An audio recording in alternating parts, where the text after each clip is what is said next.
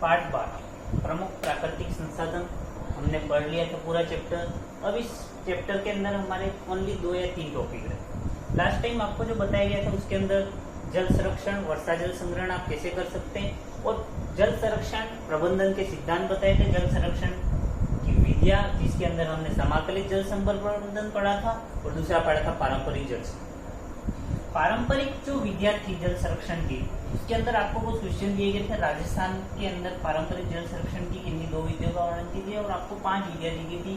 तालाब झील आती, बावड़ी दिया था, टोबा दिया था, ठीक है। तो आपने उन 5 विधियों के बारे में डिटेल में अध्ययन कर लिया, और नहीं किया तो कर। साथ ही आपको दिया गया था एक सारणी 12.1, सारणी 12.1, उस सारणी को स्पेशली रूप से आपको याद करना है। दूसरा एक सारणी 12.2 जिसके अंदर वन्य जीव अभ्यारण्य, इसके अंदर राष्ट्रीय उद्यान के बारे में लिखा हुआ था, और इसके अंदर लिखा हुआ था वन्य जीव अभ्यारण्य, जिसके अंदर काले हिरण के लिए प्रसिद्ध आपके अभ्यारण्य था तालछापर अभ्यारण्य चूरू, उड़न बिलेरी के लिए प्रतापगढ़ का अभ्यारण्य प्रसिद्ध था, ठीक है। तो आपको वो अभ्यारण्य भी याद कर लेने। राष्ट्रीय उद्यान के अंदर आपको क्या याद करना है, उद्यान का नाम, वो उद्यान किस जगह स्थित है। जैसे कि आपको एग्जाम में दे दिया गया कांचीरंगा राष्ट्रीय उद्यान कहाँ स्थित है, तो आपको फर्स्ट से उत्तर आ जाना चाहिए कि भाई असम में स्थित है। सतपुड़ा राष्ट्रीय उद्यान कहाँ है, तो मध्य प्रदेश में स्थित है।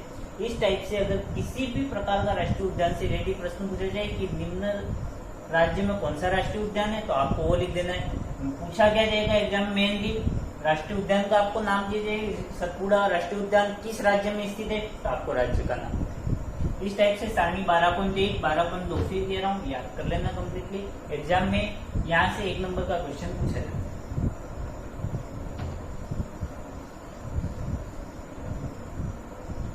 फिर तालाब वगैरह था तो केवल नाम लिखने से काम नहीं चलेगा, नाम लिख करके उसकी डिटेल में आपको करना है। जैसे कि तालाब के अंदर पूछ लिया कि बेरी क्या चीज है, तालाब पूरा हमने देखा है बेरी क्या चीज है। बेरी जो होता है आपकी तालाब के अंदर एक छोटा सा कुआं होता है जिसे हम क्या कहते हैं। आज का हमारा टॉपिक है कोयला।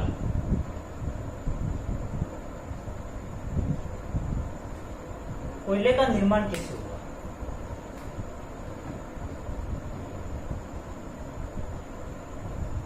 तो कोयले के निर्माण की अगर हम बात करें तो कोयले का जो निर्माण था वो लाखों करोड़ों वर्ष पूर्व पृथ्वी में भारी उथल पुथल हुई।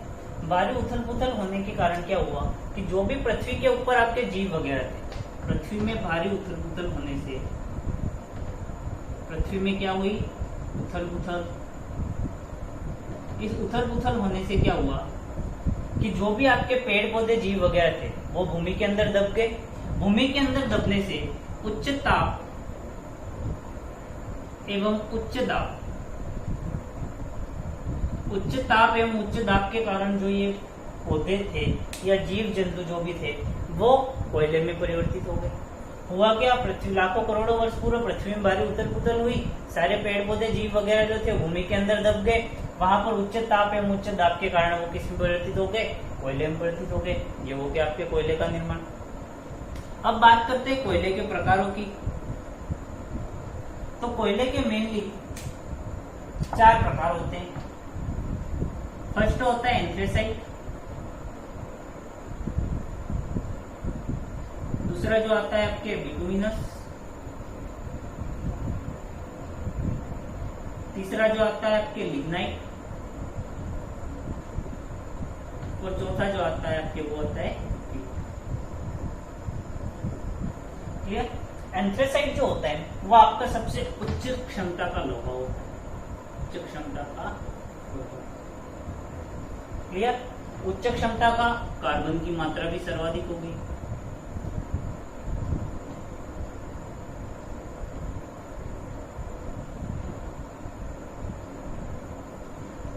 तो एंथ्रेसाइट जो हो गया वो आपके उच्च क्षमता का लोहा कोयला हो गया, और इसमें कार्बन की मात्रा भी जो होगी वो सर्वाधिक होगी।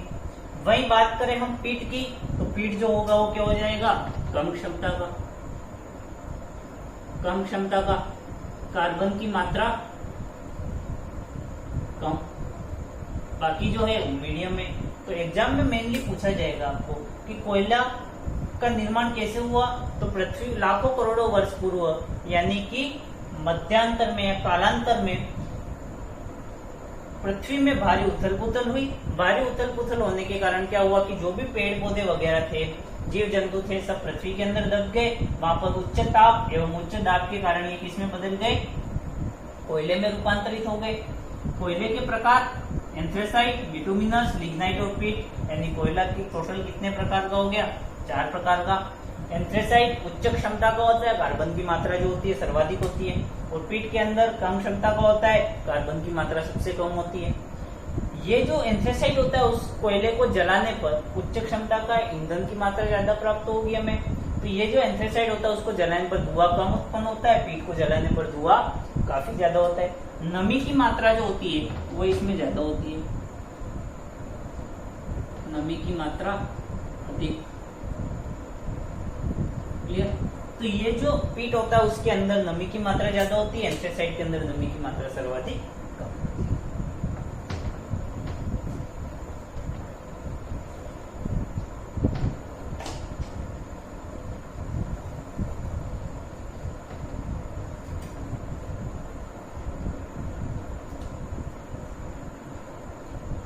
कोयला होता है। कोयले के शुद्धिकरण के लिए हम जो उपयोग में लेते हैं विधि, वो विधि होती है भंजक आसवन विधि। भंजक आसवन विधि द्वारा कोयले का जो होता है वो शुद्धिकरण किया जाता है। तो इसमें जो सह उत्पाद प्राप्त होते हैं वो प्राप्त होते हैं गैसोलीन,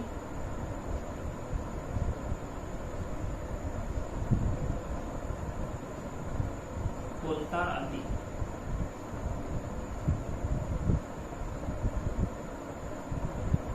गैसोलीन, कोलतार आदि जो है वो कोयले में भंजक आसवन विधि द्वारा इसका शुद्धिकरण करेंगे, इसके बाद में सह उत्पाद के रूप में प्राप्त होते हैं। तो क्लियर, कोयले का निर्माण कैसे हुआ, लाखों करोड़ों वर्ष पूर्व पृथ्वी में भारी उथल पुथल हुई जिससे समस्त जीव वगैरह नीचे दब गए, जीव पेड़ पौधे वगैरह, और उच्च ताप एवं उच्च दाब के कारण वो किसमें परिवर्तित हो गए, कोयले में परिवर्तित हो गए।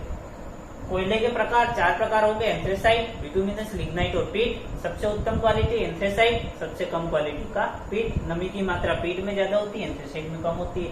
कार्बन की मात्रा एंथ्रेसाइट में ज्यादा होती है, पीट में कम होती है। कोयले के अंदर कौन सी विधि का उपयोग किया जाएगा, भंजक आसवन विधि का। उत्पाद सह उत्पाद के रूप में कोयले के साथ में और कौन कौन से उत्पाद प्राप्त होंगे, तो गैसोलीन और मूर्त।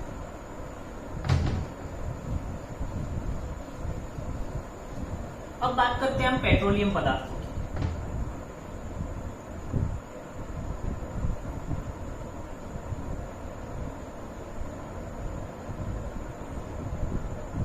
पेट्रोलियम पदार्थ, पेट्रोलियम पदार्थ पेट्रोल, डीजल, केरोसिन, सब चीजें आदि प्राकृतिक गैस, इनका निर्माण कैसे हुआ,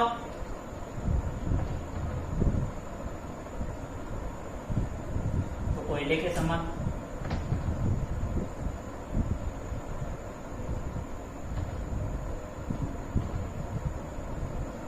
जैसे कोयले का निर्माण हुआ ऐसे इनका निर्माण हुआ।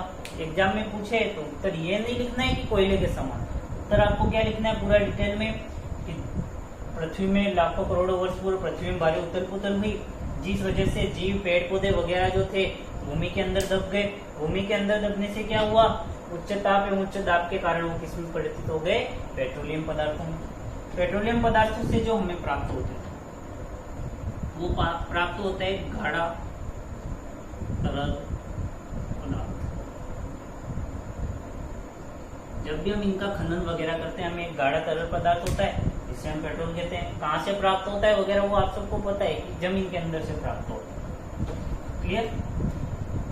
पेट्रोलियम जो पदार्थ होते हैं उस पेट्रोलियम पदार्थों को शुद्ध करने की विधि, या हम लिख सकते हैं कि पेट्रोलियम घटकों को पृथक करने की विधि।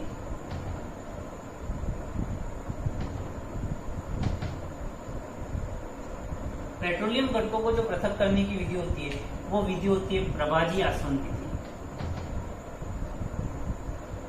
प्रभाजी आसवन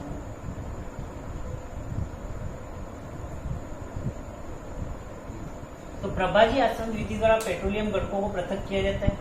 क्लियर। अब पेट्रोलियम घटक होते कौन से?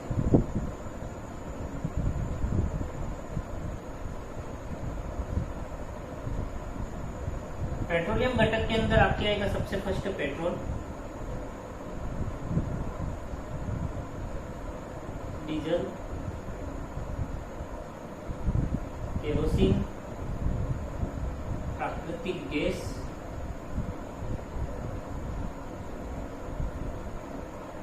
वैसलीन,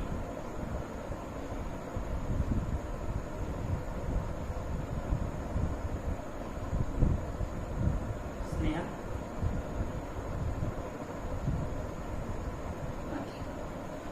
तो फर्स्ट पेट्रोलियम पदार्थों के अंदर हमने क्या पढ़ा? निर्माण कैसे हुए? कोयले के समान, यानी कि लाखों करोड़ों वर्ष पूर्व पृथ्वी में भारी उथल पुथल हुई, जिससे समस्त जीव, कोयले, ये जीव वगैरह जो थे, पेड़ पौधे वगैरह थे, भूमि के अंदर दब गए। वहां पर उच्च ताप एवं उच्च दाब के कारण वे पेट्रोलियम पदार्थ में परिवर्तित हो गए। पेट्रोलियम पदार्थ होता क्या है? गाढ़ा तरल पदार्थ कहाँ से प्राप्त होता है? भूमि से प्राप्त होता है। पेट्रोलियम पदार्थों को पृथक करने की विधि प्रभाजी आसवन विधि। भिन्न भिन्न ताप पर भिन्न भिन्न प्रकार के पदार्थ प्राप्त होंगे। पेट्रोलियम घटक होते कौन कौन से? पेट्रोल, डीजल, केरोसिन, प्राकृतिक गैस, वैसलीन और स्नेहक आदि। आपसे एग्जाम में पूछा जा सकता है। इंपोर्टेंट कौन सा है? फर्स्ट तो ये। क्लियर। सेकंड ये। इससे 2 क्वेश्चन ये मैक्सिमम पूछे जाते हैं। ये पूछा जाए कोयले के अंदर हमने ऑलरेडी। अब ये जो पेट्रोलियम पदार्थ वगैरह हैं, इनका उपयोग हम सीमित कर सकते हैं। हमने देखा कि ये अनवीकरणीय संसाधन है, यानी एक बार इनका जो भंडारण है वो सीमित है। एक बार उपयोग कर लिया तो हम इसका पुनः उपयोग नहीं कर सकते। तो इनके विकल्प के रूप में एक बायोडीजल का उपयोग किया। बायोडीजल, या जिसको हम बोलते हैं जैव ईंधन। एग्जाम में क्वेश्चन आपके बायोडीजल के नाम से पूछे।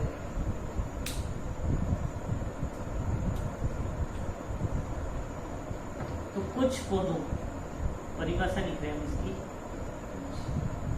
पादपों के बीजों से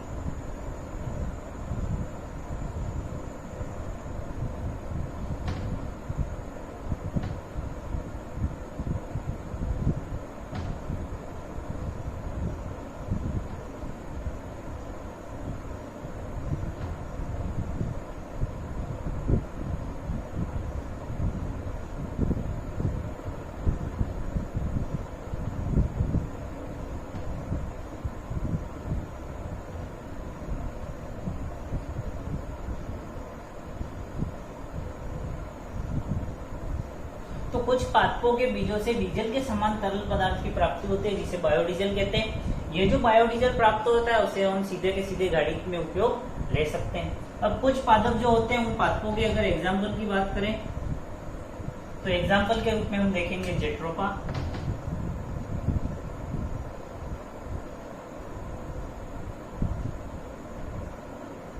और दूसरा है कलंज। जेट्रोपा को हम रतनजोत भी कहते हैं सामान्य भाषा में। तो ये जो रतनजोत या कलंज होते हैं, उनके जो बीज होते हैं, उन बीजों का उपयोग, जो उन बीजों से तेल निकाला जाता है, और उसी तेल का उपयोग हम जो होता है तरल पदार्थ का उपयोग डीजल के रूप में करते हैं, इसलिए हम इसे क्या कहते हैं? बायोडीजल। राजस्थान में जो बंजर भूमि वगैरह है वहां पर इसका उपयोग अधिक किया जा रहा है, और राजस्थान सरकार द्वारा इसके प्रयत्न भी किए जा रहे हैं। तो बंजर भूमि का भी उपयोग हो रहा है। क्लियर।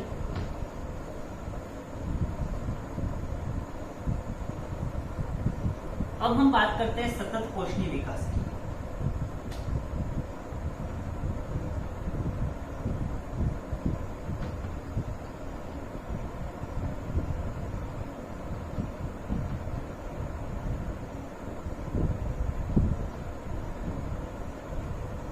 सतत पोषणीय विकास क्या है? सतत मतलब कि रेगुलर, कंटिन्यू। पोषणीय मतलब कि जो हमें ऊर्जा प्राप्त हो रही है वो, और विकास मतलब डेवलपमेंट।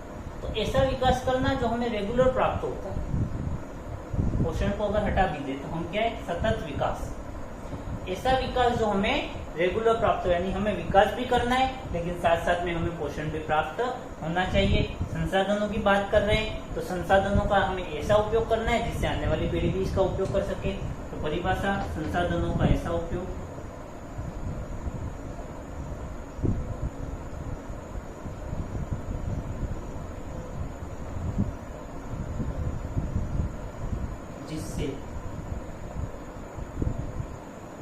आने वाली पीढ़ी भी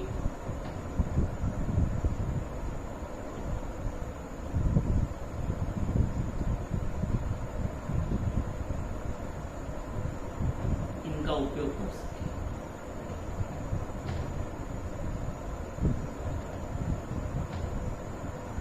क्या कहलाएगा आपके सतत पोषणीय विकास। तो सतत पोषणीय विकास क्या हो गया? संसाधनों का ऐसा उपयोग जिससे आने वाली पीढ़ी भी इनका उपयोग कर सके। क्या कहलाएगा? सतत पोषणीय विकास। अब जो आपके नेक्स्ट आता है कि प्राकृतिक संसाधनों के संरक्षण में जन भागीदारी। तो प्राकृतिक संसाधनों के संरक्षण में जन भागीदारी के अंदर सबसे बेहतरीन जो उदाहरण आता है वो आता है आपके चिपको आंदोलन।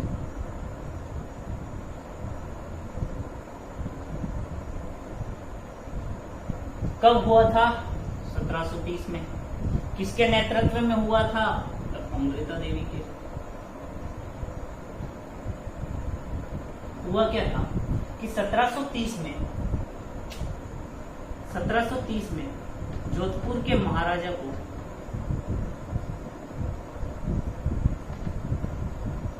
महल निर्माण हेतु लकड़ी की आवश्यकता हुई। तो 1730 में जोधपुर के महाराजा को महल निर्माण हेतु लकड़ियों की आवश्यकता हुई। तो इन्होंने क्या किया कि अपने सैनिकों को खेजड़ेली गांव में भेजा। गांव कौन सा? खेजड़ेली। सैनिकों को खेजड़ेली गांव में भेजा, वहां से खेजड़ी के वृक्षों को काट के ले आओ।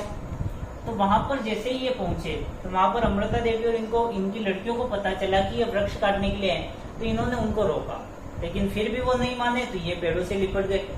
इन्होंने कहा कि ये अगर आप इन पेड़ों को काटना चाहते हैं तो पहले हमको काटिए, फिर हम पेड़ को काटने देंगे। यूं करके ये पेड़ों से लिपट गए। लिपटने के बाद क्या हुआ कि सैनिकों ने महाराजा तक ये सूचना पहुंचाई कि वहां पर ऐसा हो रहा है। तो महाराजा ने निर्देश दिए कि पेड़ों के साथ उनको भी काट लो। तो वहां पर क्या हुआ कि पेड़ों के सैनिकों द्वारा पेड़ों के साथ में अमृता देवी और उसकी पुत्रियों को भी काट दिया गया।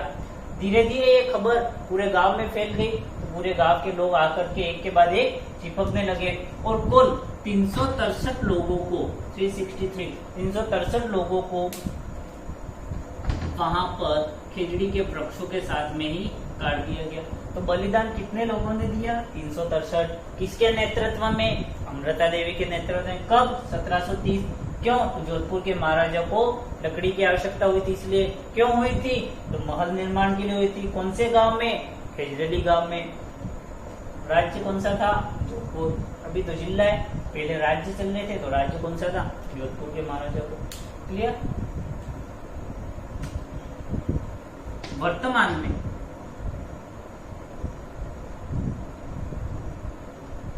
चिपको आंदोलन का नेतृत्व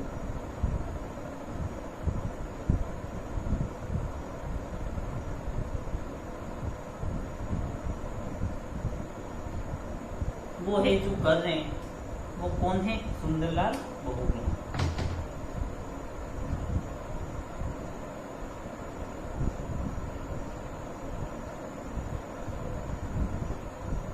तो वर्तमान में चिपको आंदोलन का नेतृत्व सुंदरलाल बहुगुणा कर रहे हैं।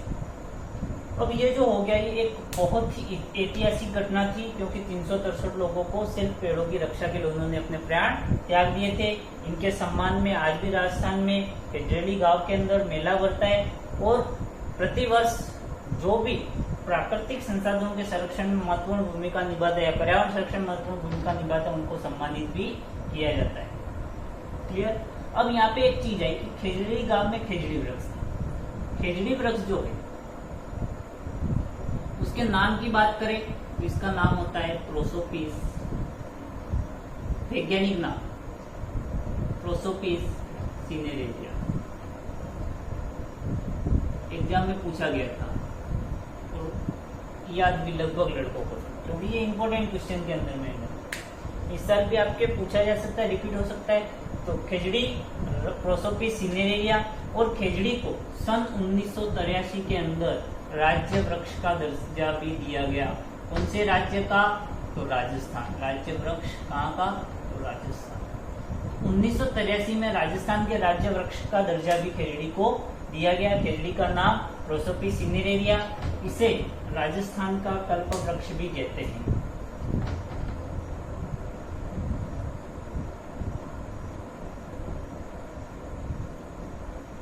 कल्प वृक्ष, राजस्थान का कल्प वृक्ष भी खेजड़ी को कहा जाता है। क्लियर?